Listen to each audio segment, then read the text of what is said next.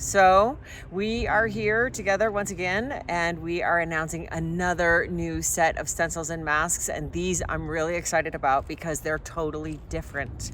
They are tab cut and they punch out of the Mylar, so you get double shapes, positive and negative. And when the shapes punch out, you create your own composition. You layer them, arrange them how you want them on the gel plate or however you're using them, and that gives you the freedom to make combinations and compositions that are your own, which is pretty cool. Absolutely. And in addition to using them on the gel plate, which is really what your focus was for this video, I decided that I would use them simply as a stencil or a mask. And when you pop these out, you have a piece like this, and then you're left with something that looks like this. So you can do both. If you take a quick look at this, you can see that I used the pieces as a mask. I laid them down on top of this index card that had stuff all over the background, and then I blackened out around them with black paint. And so that's how you end up with this, and then some white line work does wonderful things. You can also, because you have the stencil, you can use them as a stencil, or if you want, you can just trace the shapes, cut them out, and use them as elements in your background. So these are multi-dimensional, multi-use, and the variety of what you can do with them is pretty limitless, really. Yeah, it's really cool, the pieces and parts like that. And I focus, like Barb said, I focus on gel printing. And I think that took you out of the screen. Oop. Where are you? Let me get in close. Goodness, what is going on? Just trying to focus on. This is user error with the gimbal. It's me. Oh. Oh, All well. right. Wait a minute. Are we go? Oh.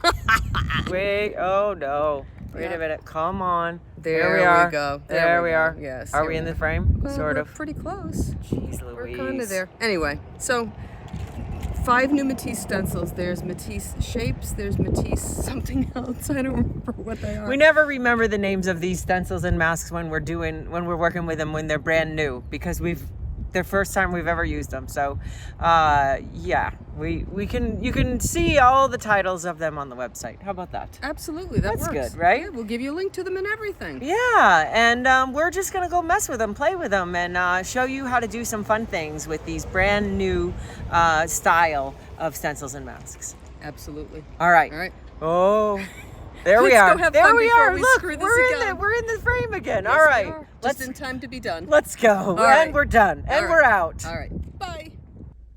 Unlike Elizabeth's other designs that are a stencil or a mask, these Matisse designs are actually both. They are tab cut, so all the shapes that you see here are held inside the background with little tabs of Mylar that aren't cut. So you have to remove them, and I would suggest that you use scissors or an X-Acto knife. If you try to tear these, I can promise you it's probably not going to go well. So it's just a matter of just coming along and snipping those little pieces. Most of them have 2 or 3. Bigger ones might have 4, so that they're just not flopping all over the place. So when you get through, I've got this mask that I can work with, and left behind all those openings are in fact the stencils. So let me show you some of the things that I have done, and then I'll show you how I did them. So here, this is super simple. This is an example of me using the mask as a mask. This also, I used one of the elements as a mask. This is so fun. I really like this a lot. I don't know what I'm going to do with the background, but again, all of these elements were used as a mask. This one I used as a stencil, so I put the color through the openings in that Mylar that's left behind. And here I just traced around the designs on this is actually a roll-off sheet from a gel print that I cut these elements out of and then added some of the Art by Marlene pieces to it. So let's talk about how we do some of these. If I'm going to use the mask as a mask, and if I want to be able to cut around it, what I like to do is play around with this, and I'm just going to put some black paint out here.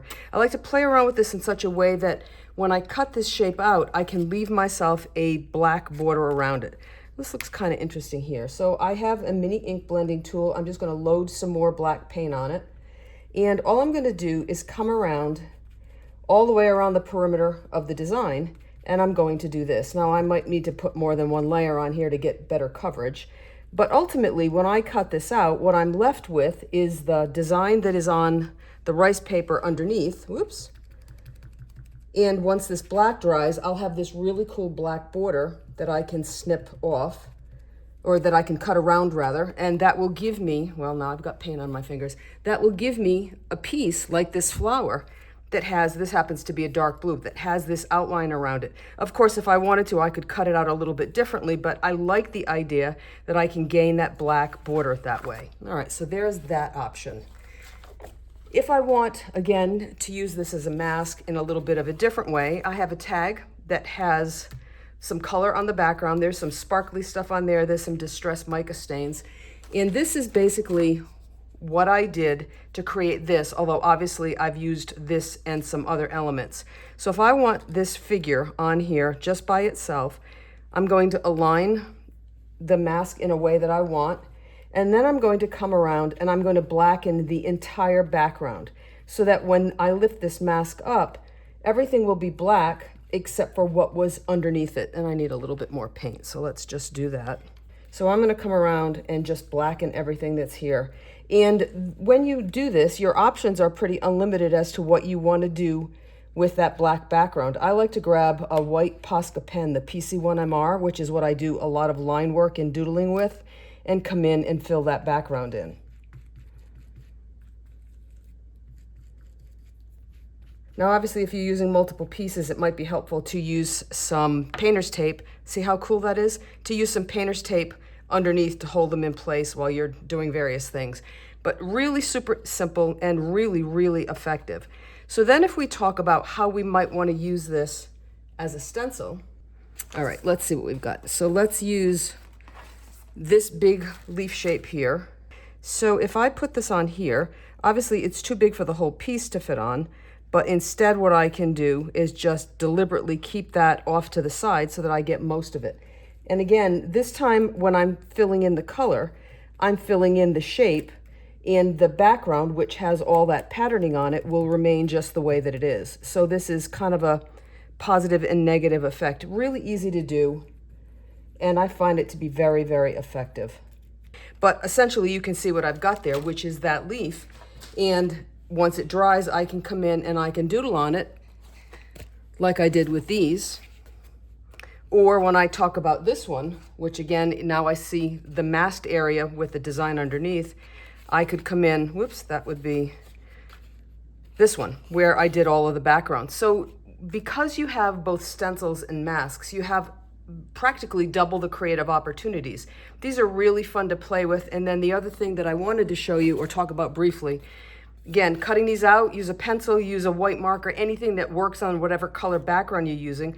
Cut them out, lay them down, and you've got all these great layers going on in the background. So stencils, masks, you've got them both, and these are these wonderful curvy Matisse designs that just, I know they speak to me, and I know that they speak to Elizabeth as well.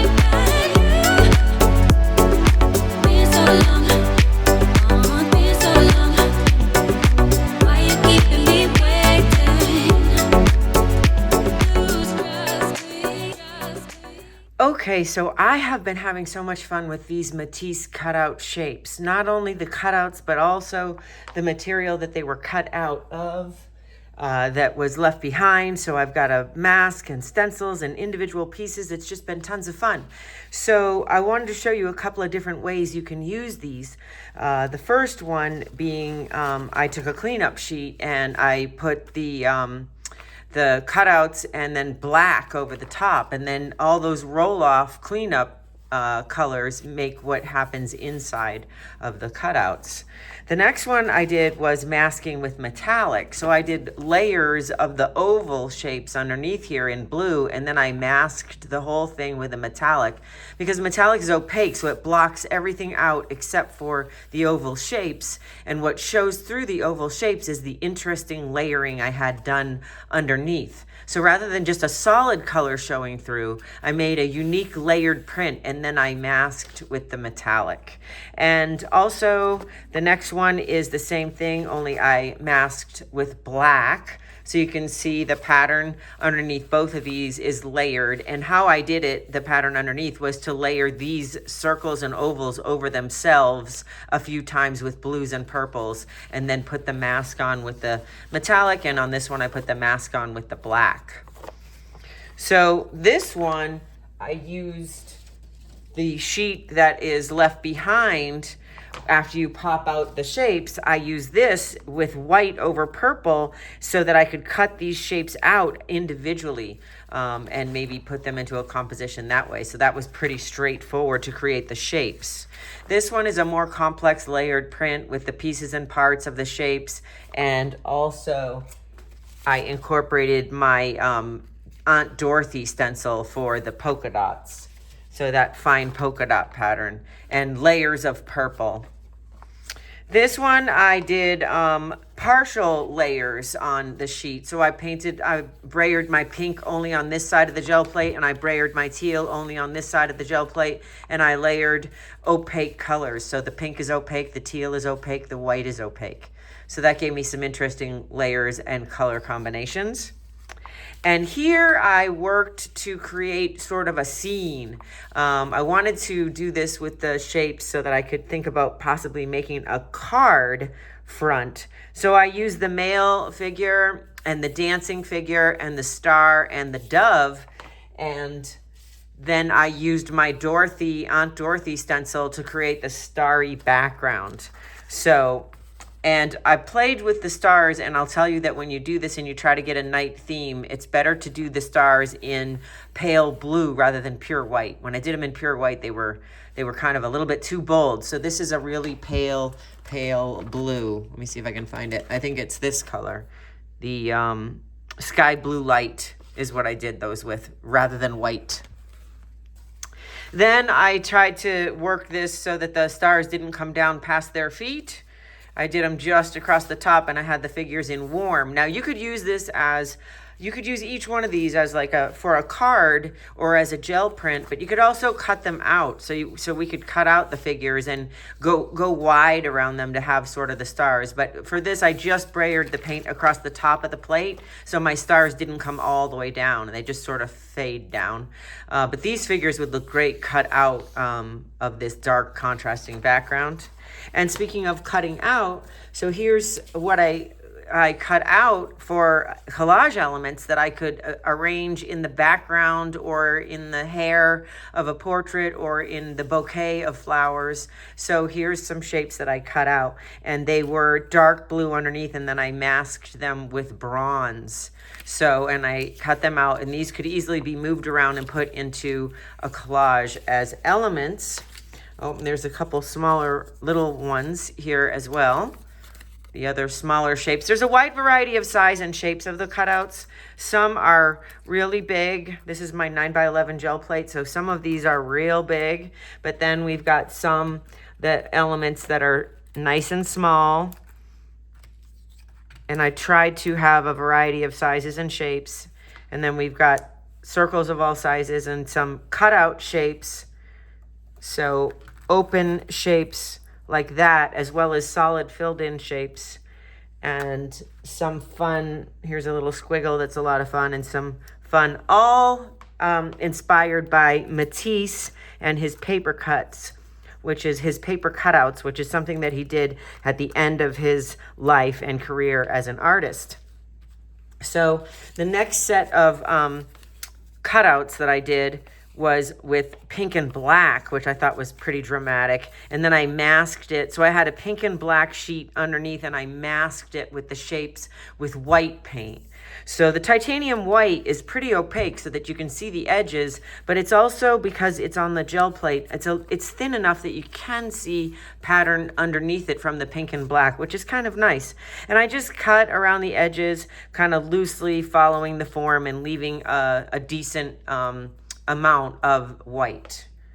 So for the technique that I worked on with the people and the stars, I incorporated that into two cards, 5x7 cards. So I did this one with the male figure and the star, and then the Aunt Dorothy stencil. And then here I added some Stencils glitter gel in the squeeze top. I added that and created the swirls of glittery glue. And I also touched on some of the stars with the glitter gel. So that was a lot of fun. Very glittery. And then this one is a simple mask. It's the Aunt Dorothy stencil. Again, the ghost print of the Aunt Dorothy stencil on the brown 5x7 cardstock. And then I just masked it with dark brown. And I really love the way that came out, the color combination. This is, again, that very light sky blue. And I'm on the brown cardstock. This is the ghost print from the Aunt Dorothy stencil, and then I masked it with a dark brown. I used the brown because it looked good with the cardstock. And on this one, I used the wet cement cardstock because to me this has a grayish blue kind of a hue. So when I use blues, I like to work on this color. And then when I'm using this brown to mask the edges and leave those dot brown, then I use the brown stock. So there's two different uses for that.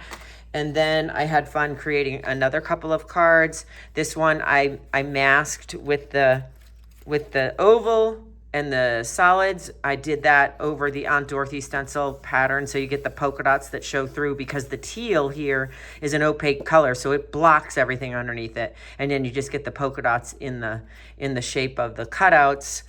And then my last card that I made, this was a couple of layers, but I've got the dot stencil in the background, and then you go light on the bottom, and then you do your last layer dark. I always work from light to dark, or from light to opaque, so we have a good contrast. But this one is kind of fun. And, you know, these are just postcards or put them in an envelope cards, but they're a lot of fun. So the print that I want to show you is how to layer these on the gel plate. Okay, so I'm just going to show you how to make a fun layered print. So I'm going to start with a solid layer of ultramarine violet. I'm going to work from light to dark, and I'm going to layer the pieces and parts so that we create a unique, complex gel print. So I've got the ultramarine violet. I've got my favorite pad of rice paper. I'm going to put the smooth side down on the plate, and I'm just going to pull a solid sheet. Okay, I'm going to use a cleanup sheet just to get off whatever is still on the plate, so I can come back to my next layer clean. And for my next layer, I'm going to use bronze. I want to make sure my brayer is clean of the purple, or I use a second brayer. So I'm going to use my second brayer because it's totally clean. So I like having two brayers for that reason, so I don't have to worry about the purple getting in the bronze. And then so for that first layer, we're just going to arrange at random some solid shapes and some sort of line shapes. I love the circles and the ovals because I love overlapping them and with each other and with other shapes.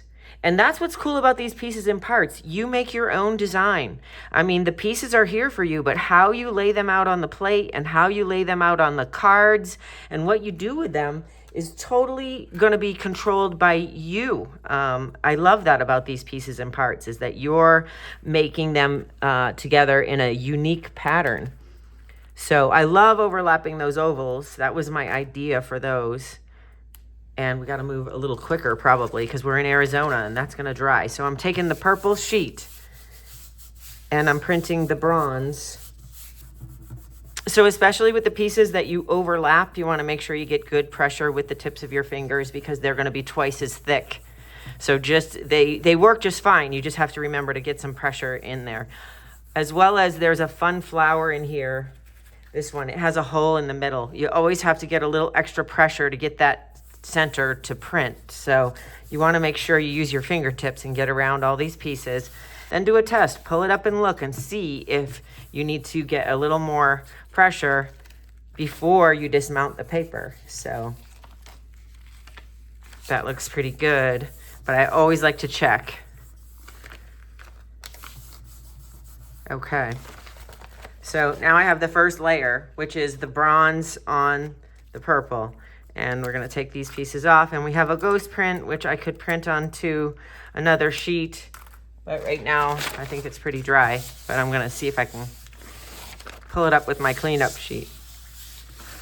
Okay, sort of. So it's gonna affect the next print we make, and maybe it'll be really interesting. So the next color I'm gonna use is permanent red violet. There we go. Gosh, small type. Okay, so coming back to my purple brayer, and I'm gonna put that layer over the plate, and then I'm gonna quickly arrange again, and this time I wanna try to use different cutouts.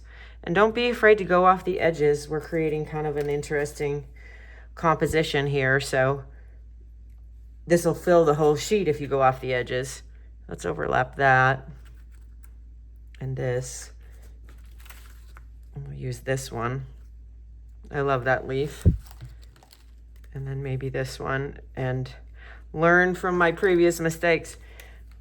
Don't go too slow. Okay, so now let's put this here. We're gonna take this, the purple layer with the bronze layer, and we're going into the darker layer. So again, same thing, especially in the overlapping areas. Use the tips of your fingers down in between all the shapes, especially all the little side cutouts of this philodendron leaf. Oh, look at that. Oh my goodness, beautiful, lovely combination of colors. Ooh, I love it. The metallic is always a good thing to incorporate. It just gives everything such a beautiful glow. Look at that, how it's coming through. Beautiful, beautiful. Okay, so again, I can't stress enough, I love that with these individual pieces and parts, you get to make your own combinations, and every time you do it, it's gonna be different. So this is just my cleanup sheet.